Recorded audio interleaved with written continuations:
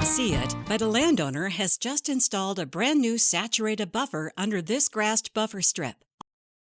Although the name seems daunting, the agricultural conservation practice is rather simple and produces an impactful footprint of value to local water quality.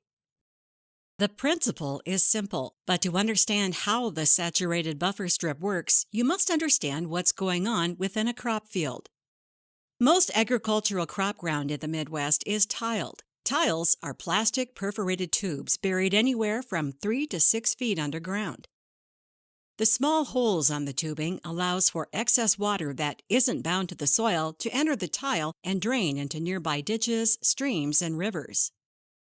Over 50 million acres of agricultural cropland in the USA are tiled to maximize production and keep water from ponding on fields.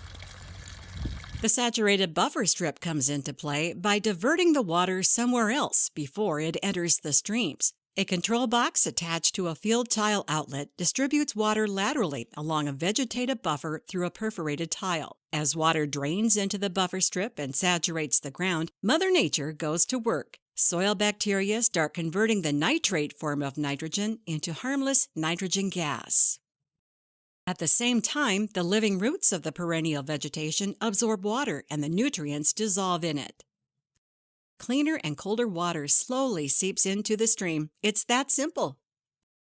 Before installing a saturated buffer, it's important to find an appropriate site. Suitable locations are mostly flat with stable stream banks.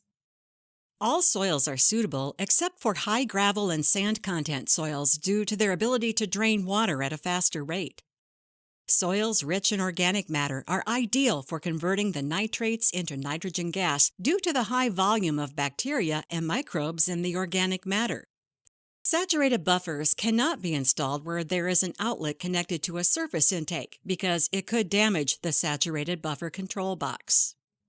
After surveying the outlet, a contractor can dig a hole to expose the tile. This is where the control box will be installed. Control boxes come in different sizes. Their size depends on the tile depth and dimensions. Control boxes are designed to divert water from the field tile into the lateral distribution line. The height of the water table is controlled by stop logs that you can add or remove to set the water table depth. The higher the water table in the buffer, the more nitrate is removed. This is why we call it a saturated buffer. If, after a big rain event, the water level gets higher than the stop log, it will spill over and be evacuated through the outlet. That way, you are certain that water does not back up into your field. Once the tile is exposed, it can be cut and attached to the control box on both sides. Making sure the control box is level will ensure that the water flow is adequate in the structure. The lateral tile is then attached that will distribute water through the buffer. Once the distribution tile is attached to the control structure, it is then laid with the wheel trencher. A flat elevation is maintained to ensure water is evenly distributed. As the distribution tile is laid, other field tiles might need to be cut that are in the way. If these tiles are suitable, they can be attached to the saturated buffer. If not, they can then be reconnected to their original outlet.